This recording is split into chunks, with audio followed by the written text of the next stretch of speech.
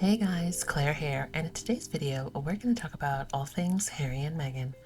Now, it's been a year since Spare was announced. Now, that has been one of my favorite books of 2023, and not just the book, but the audiobook as well. Thoroughly enjoyed listening to Harry talk about his lived experiences. And since we're in spooky season, it has been so fun to think back on all of the costumes of adorable little ones dressed up as Prince Harry and using the Spare cover as inspiration for their costumes.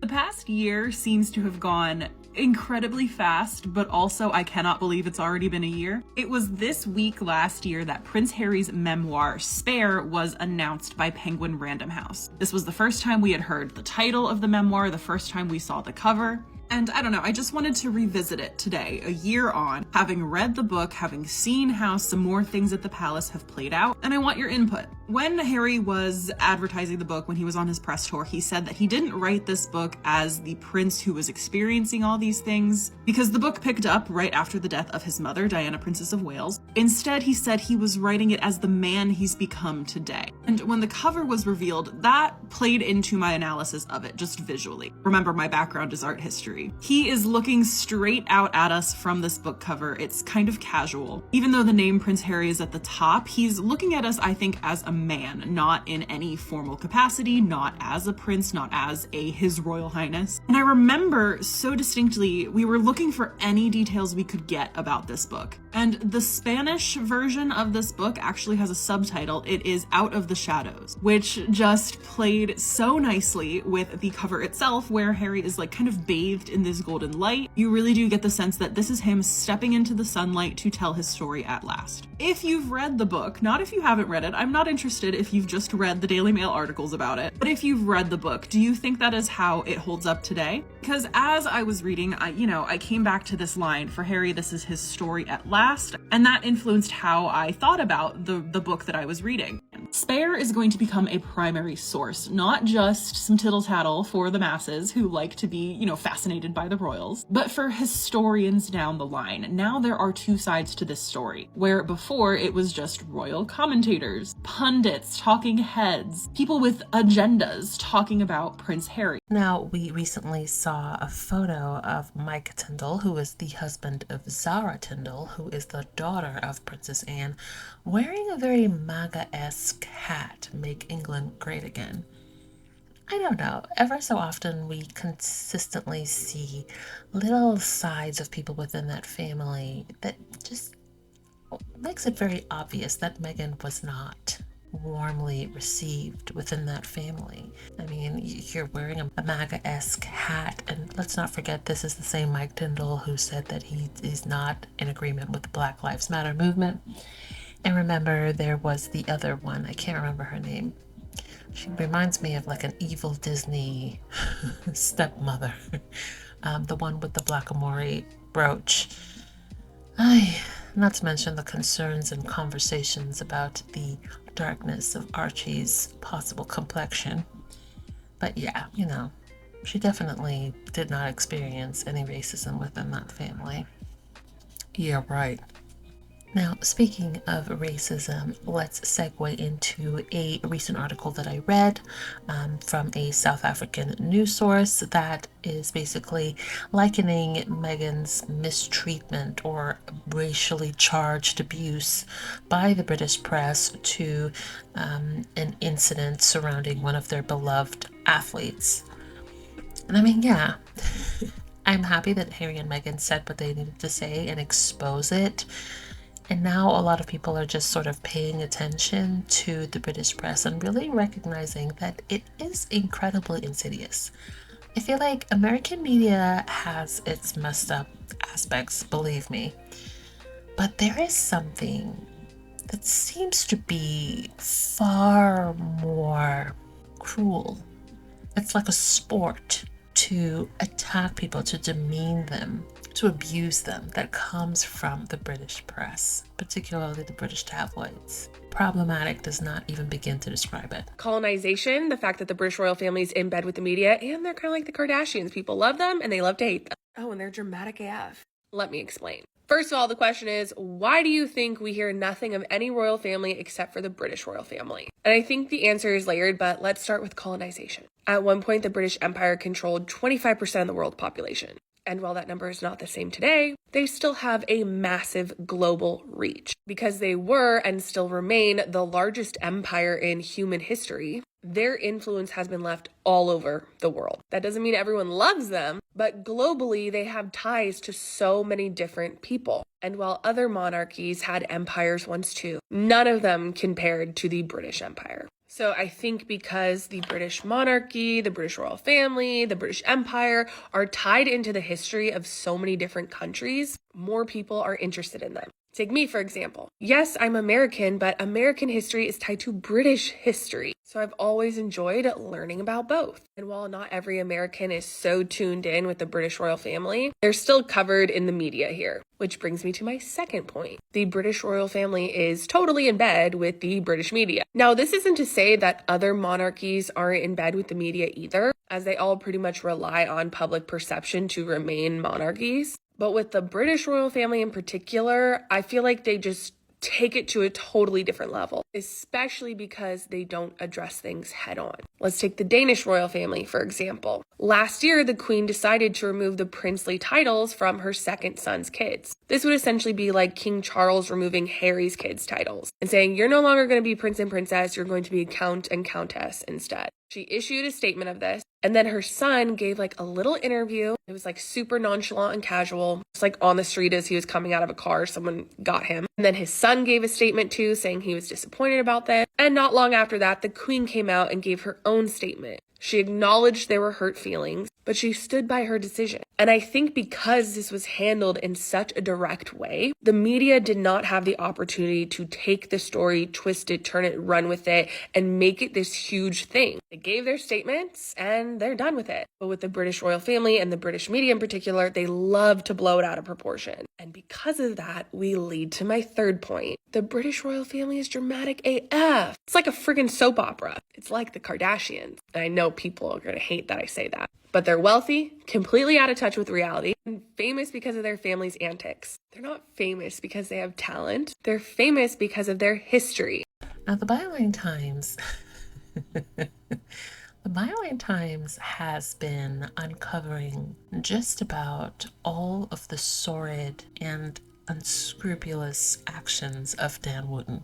But the recent articles from the Byline Times has now linked Dan Wootton to the palace, really lays bare a lot of the things that Harry and Meghan had spoken about in the Oprah interview and in his book. This article sort of pieces certain things together, like little bits that Harry sort of hinted at but wasn't too forthcoming with specific details. It's incredible, and I would highly, highly recommend that you read it. I will leave the link to the Byline's investigation in the description box below, and also you can subscribe to them. I believe it's like £3 or about $5 US. They do incredible work, and what I love about them is they're not beholden to the media barons of the UK, right? So they just sort of do the investigations and give you the cold hard facts.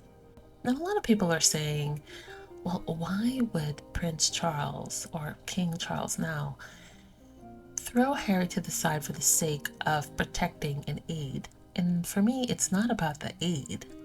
The aide is one of the right-hand men of William, right? William is the key issue here.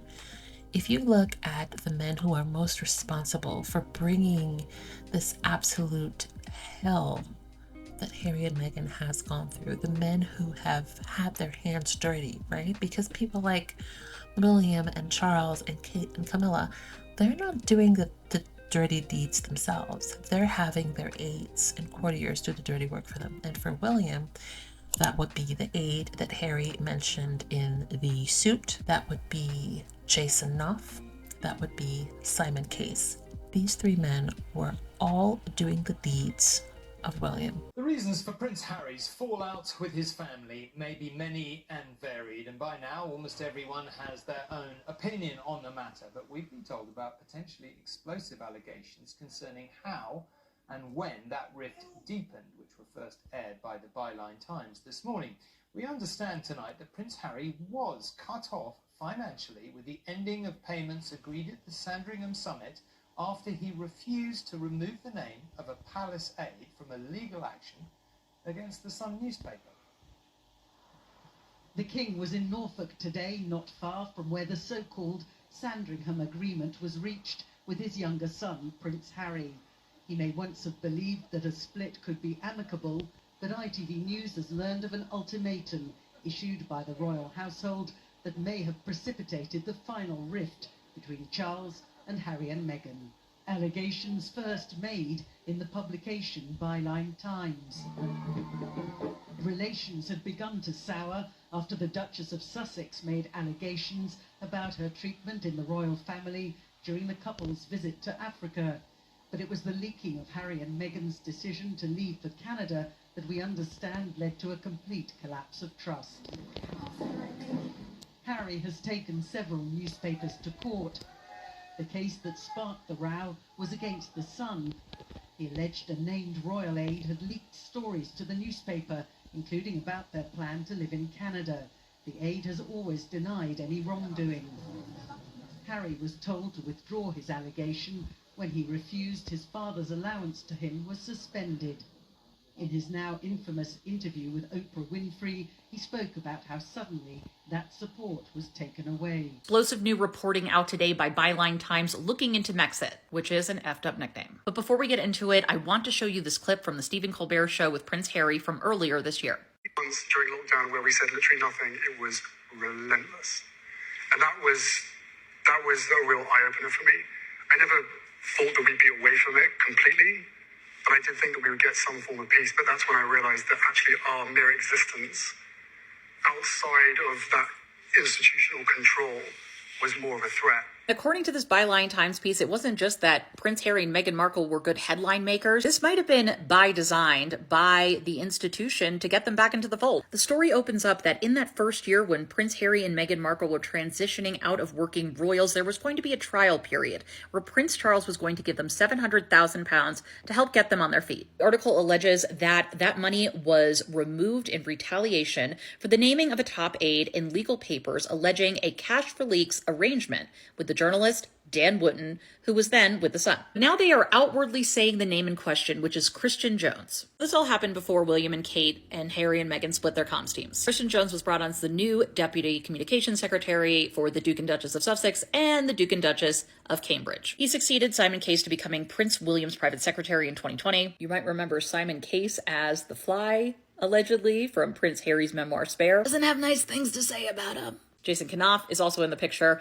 2019, what a time to be alive. Just as a reminder, Byline Investigates was reporting on Prince Harry's legal move over cash for briefings claims at The Sun. And the report was over whistleblower claims that the tabloid paid the partner of a royal official £4,000 for stories about Prince Harry. They do not name Christian Jones in this piece, but they are doing so now. As a result of Charles pulling that money, it makes sense that Prince Harry and Meghan Markle would have had to throw themselves into commercial deals to be able to fund their security and buy a home. Which, because I cannot say this enough, is disgusting to do to your family. Speaking on that financial abuse, let's revisit Tyler Perry from the Harry and Meghan documentary. Use the institution to try and do all the things that a batterer would do, like, oh, here's what we're going to do. We're going to cut off the money. We're going to not leave you security. We're going to do all those things to make you comply and come back. This was allegedly a bold-faced manipulation tactic to bring them back into the fold. Because as a source puts it in this article, quote, the greater truth is that Harry and Meghan make better headlines than the King and Camilla or William and Kate. The idea of them still being in public service but abroad and out of the control of the institution and dominating the media narrative just couldn't happen, end quote. Because the bargain that Byline Times alleges that the senior members of the royal family made, that if they cut off their funding, their security, and allowed the British media to engage in an all-out media assault, that Harry and Meghan and Archie would be forced to come back to the UK with their tails between their legs. I think that goes back to Harry saying that even though they kept quiet and were just trying to live out lockdown, The media would not leave them alone. Back to the alleged cash for leaks. Several sources say that the partner of Christian Jones, who's a publicist, was paid £4,000 by Rupert Murdoch's The Sun in August 2019, allegedly for articles relating to the Sussexes. Interestingly, the publicist doesn't deny getting paid, but he says it was about a reality TV star with a similar name. What do you mean by a similar name? Is it Meghan or not? Jones, of course, has denied any wrongdoing. As Prince Harry says in his book Spare, there was a tell in Dan Wootton's January 2020 article about them stepping back from the royal family that gave the game away. It was something that nobody else could have known. It was a private and confidential letter to his father that a very small group of people had access to. In a way that reminds me of Dan Wootton and his accusers while at The Sun, it has more to do with not wanting information to come to light in court than the actual issue at hand. Worries not so much what's going to come out about Christian Jones and cash for leaks, but what it might expose about a system that exists between the royal family and the British media. As written in Byline Times, a second source with links to the royal household said Christian Jones' problem promised to drag the hidden dealings between the palaces and the press into the public domain.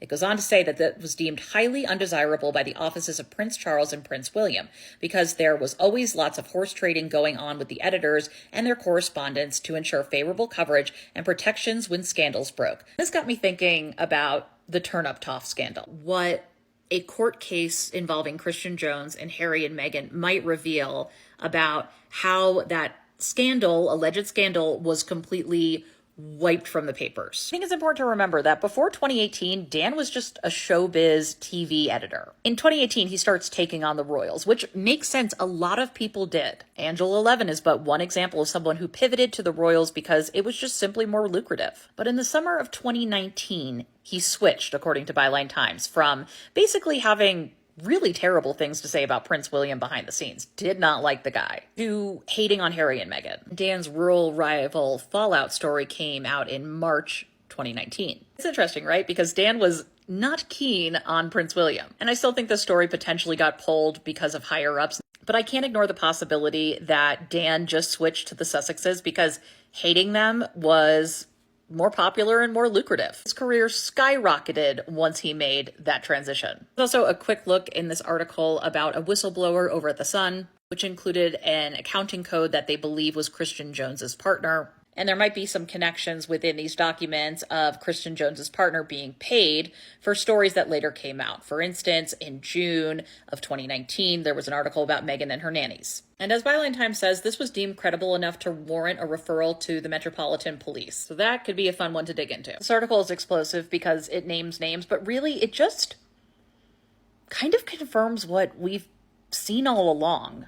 We're starting to connect some threads, like why Harry and Meghan might have had to launch into big deals off the bat in America, or why Tyler Perry had to provide them a home. The larger implications of a trial going forward that included Christian Jones.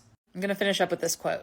The point is that the royal family is doing deals and trades with the press all the time for favorable coverage and protection and to maintain public relevance.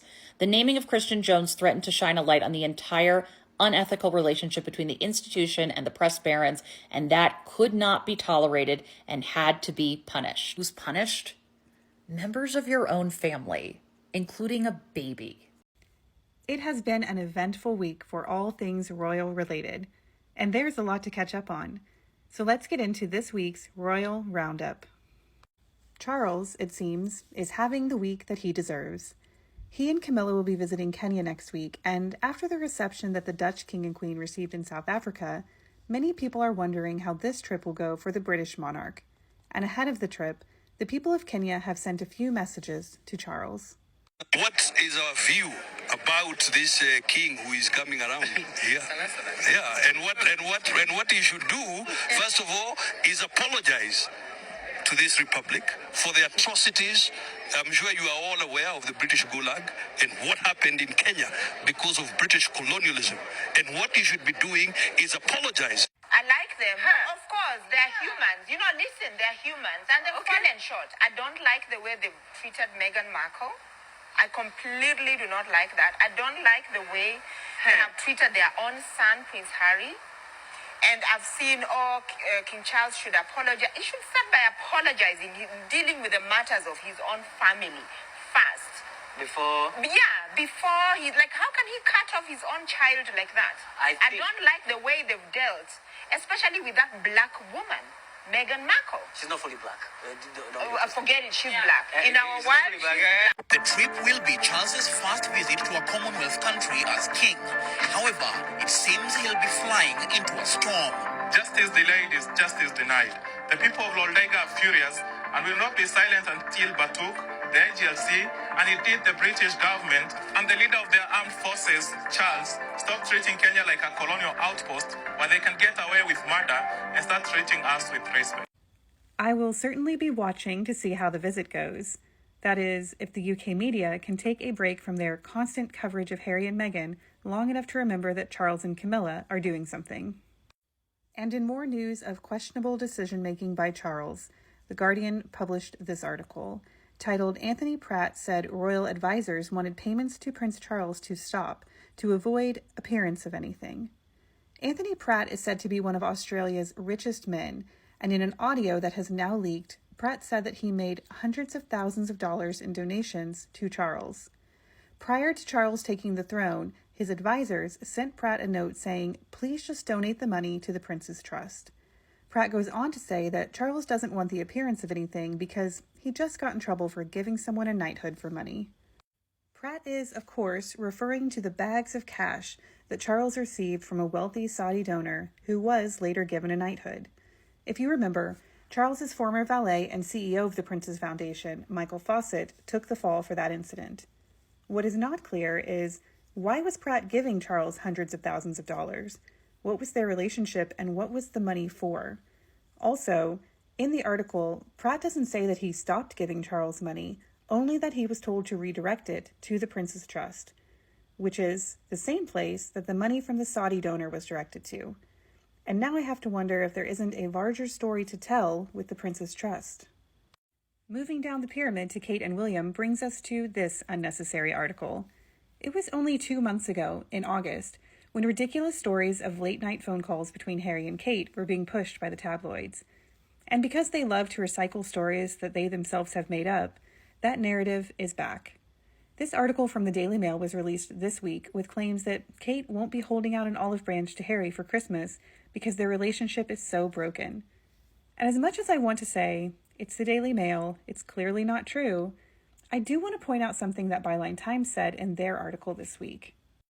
Byline said if there are specific messages they wish to express, they being the royal family, then it will usually be through the Mail, Mail on Sunday, and The Sun, or less frequently through the Times and Sunday Times.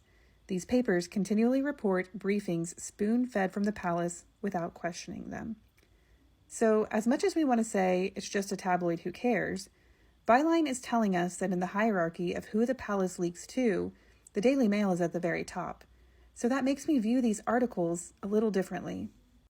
This article repeats many of the typical lines that they use whenever they want to show Kate in a positive light. They say Kate is a peacemaker. She offers olive branches. They bring up several stories from Spare, such as the bridesmaids' dresses, but they describe them in Kate's favor. The article also says that Kate is known for her warm public persona and hugs, which she is definitely not known for. All of which makes me think that this story is from Kensington Palace. But I'm not so sure, because that strange underlying message that Kate and Harry had this special relationship doesn't show Kate favorably, and it's definitely in this article. Even the photos they chose for this article are interesting. The photo of Kate is one of her better photos. Her hair looks good, she is smiling, and she is positioned facing towards Harry. And the photo of Harry is also one where he is objectively attractive, and he's positioned facing Kate. The Daily Mail doesn't always choose great photos of Harry. They often find ones where he looks angry or upset, or where you can see that his hair is thinning. But they didn't do that for this article. And neither did the Mirror or the Express in their follow-up articles. They both chose this photo, with captions that say things like Harry's touching gesture for Kate that means Meghan lost out, and Harry revealed his true feelings for Kate. And as I've said before, I do not understand why they push this narrative. First, it doesn't make William look good that essentially no woman, not even his wife, wants him. So much for him being a sex symbol. And second, who are the people who believe this? Harry could not be louder about how much he loves Meghan. And he told us in Spare what he thinks of Kate. Kate is the woman who white-knuckled the chair because Meghan brought up her hormones. Kate looked disgusted because Meghan asked to use her lip gloss. Kate responded condescendingly to Meghan's cold remedies for William, and she made an already stressful wedding week even more difficult. Harry is not interested in her olive branch, or anything else she offers for that matter, and it's strange that the royal family keep trying to insist that a connection exists here when there isn't one. The conversations about Harry and Meghan this week largely centered around the outstanding article that Byline Times released about William and Charles and the cash for information deal with the press. But there were a couple of other Byline articles as well. Byline Investigates released more details from the anonymous former journalist who says that she worked at News of the World and on a false story about Harry using cocaine. I'm not going to go into the details of the article, but I will say that my initial feeling after reading it was skepticism. Skepticism not in what she's saying necessarily, but in how she presented it and why. After describing the party and the story that she wrote, most of the rest of the article reads like a defense of herself, assuring readers that she did not participate in illegal information gathering or phone hacking, citing her concerns over Harry's current court cases. She also adds that in Spare, Harry said that he tried cocaine during a hunting weekend when he was 17 and on subsequent unspecified occasions, as if to reassure herself that maybe her story wasn't a complete lie anyway. The story is presented as exposing the abuse directed at Harry as a teenager, but it reads more like a former journalist setting up her alibi in case she is implicated in future cases. Overall, I found it disappointing. A Byline article I did not find disappointing was this one, by Hardeep Mataru. I think it got buried a bit with the larger article coming out, but in it, she explains how Byline Times knew it was so important to make a newspaper that told the truth, and one that isn't controlled by powerful people. She says that Harry and Meghan represented a chance to modernize the monarchy and change how Britain sees itself, but their departure was just another marker of Britain's retreat into Little England, and it moved them further away from the diverse, modern country that they need to be. And finally, my favorite royal-related moment of the week. In a recent interview, Kelly Rowland was asked about spending time with Meghan at Beyoncé's concert. Kelly said Meghan was very laid back and warm, and added that Meghan was royal before she was in that family. And it's Kelly's description of the royal family as that family that holds so much meaning. For many people, it's a shared understanding of difficult in-laws, describing your spouse's family as your family, or as Meghan said, he's your brother. Many of us can relate. But also, outside of their extravagant wealth and pageantry, they're just another large dysfunctional family. Meghan brought more to that family than they could ever offer her, and arguably, she still does, with them tying themselves to her repeatedly in their events, their fashion, and their headlines. In some ways, the royal family follows Meghan like they want other people to follow them. If you are looking for a great example of clickbait, look no further than this article posted yesterday from the Daily Beast. It says John Kerry caused a stir after saying Americans feel very sorry for Prince Harry. Except when you scroll all the way down the article, the very last paragraph. It actually says, Secretary Kerry does not remember being asked that question, but as a father in the public eye himself, he has nothing but empathy for people working through a family matter who all deserve privacy and compassion. So basically what the title should say is, Lady Anne Glenconner, who she herself has written memoirs about the royal family, but it's okay when she does it right. Lady Anne Glenconner lied at a literary festival. That's it. That's the tweet. Old white lady lies. You know, I used to think the exact same way. I didn't necessarily want them to respond to every story or rumor written about them, but I did want them to start doing more, to start burying these negative stories that are being written about them. Whether that was getting back on social media or going to more like events. However, I realized that Harry and Meghan are not trying to win over the people that read The Sun or the Daily Mail. PR strategy is not a one-size-fits-all. And Harry and Meghan are not trying to win over royalists. I do think they have gotten better in their PR lately. Not only are they out and about more, but they are relaxed, they are having fun, and they are in love. We know that when it comes to driving revenue and media interest, no other couple in the world comes close to Harry and Meghan. According to research and data from earlier this year, no other couple in the world tops Harry and Meghan in terms of interest and in terms of getting clicks, which Harry and Meghan fans and royal watchers all know. And because the media interest around Harry and Meghan is just so intense, anything they do is just blown out of proportion. Like the Spotify deal with Archetypes. That wasn't even big news when the exact same thing happened with the Obamas, but it was a big deal when it happened to Meghan Markle. Anyways, I'll end this video by talking about this TEDx presentation, A Recipe for PR Success. And he was basically answering the question, how do you get people to love your company and love your brand? And he basically said, you just need one stupid majority and one smart minority. And what is a stupid majority? Well, it's a group of people who are going to be very wrong very soon. And you don't have to talk to the majority to find success. Hi Dan, it's been a little while since I've seen you on our screens, and I've really, I've really liked that. It seems like Byline Times have carried on that investigation. You know, the one that has already exposed you for blackmail, allegedly, catfishing, allegedly. And now, you're not going to believe it, now they've linked you with leaks from the palace. And I'm not talking about vegetables, Dan. I'm talking about leaks of stories that you've paid for, one of their aides, apparently. So it's a little bit awkward this now, because it's beginning to become clear why the established media haven't been reporting on your case, Dan, isn't it? Like, there's a lot to unravel that Byline Times seem to enjoy unravelling. And I find the most ironic thing of all is that the people that are going to be most instrumental in your downfall are going to be Harry and Meghan. Now, you've spent the last few years saying Meghan's a bitch. Turned out it wasn't her, it was karma. All right, as you were. 4 quick thoughts about King Charles.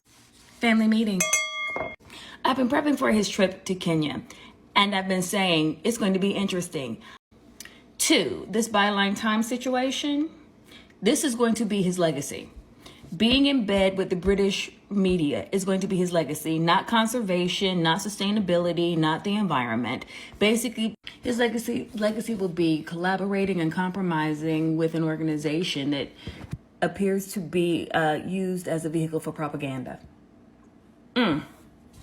And seemingly so, he gets favorable stories about himself so that he could be relevant, hence remaining relevant in their area as well as all of the Commonwealth, so that the monarchy can remain. But he sold out members of his own family, of the same monarchy.